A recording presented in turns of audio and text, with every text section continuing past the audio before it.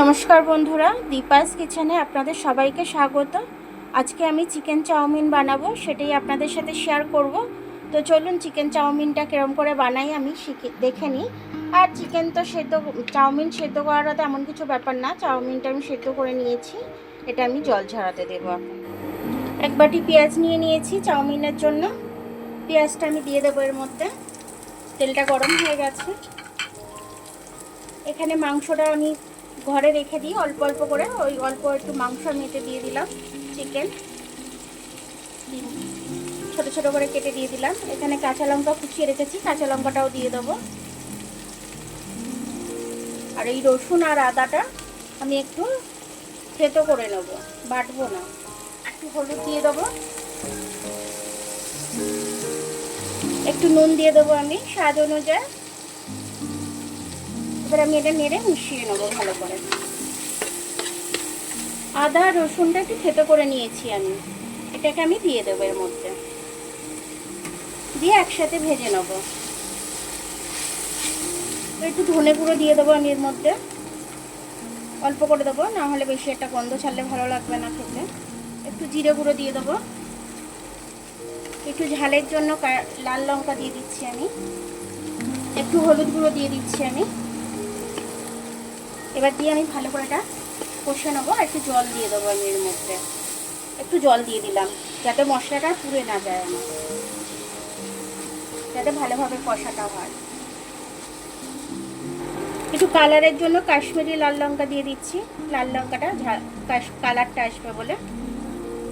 জল দিয়ে দেবো, বেশি জল দেবো না, একদম একটুখানি জল দিলাম। মাংসটা কষতে কষতেই আমার সেদ্ধ হয়ে গেছে। এবার এই জলটা শুকিয়ে গেলে আমি বাদ বাকি মশলাগুলো দেবো।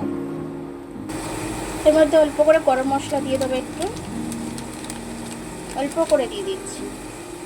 এবার আমি এটা মিশিয়ে নেবো খুব ভালোভাবে।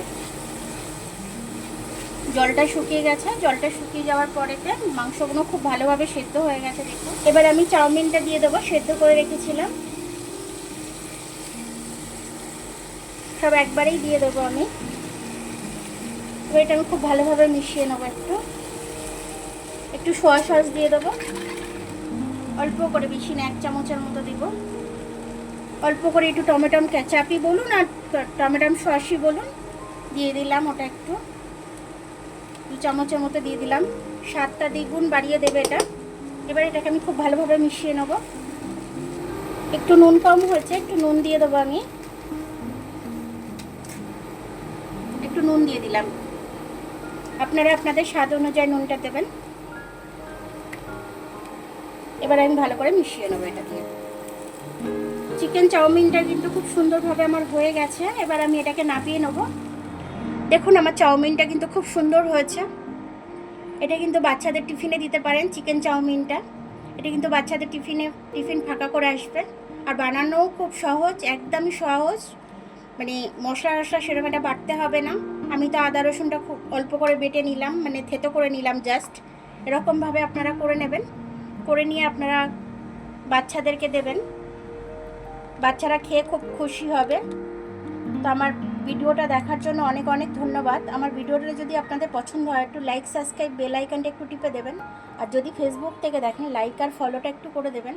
আবার কাল দেখা হবে নতুন রেসিপির সাথে। ততক্ষণ আপনারা ভালো থাকবেন, আমি আসছি।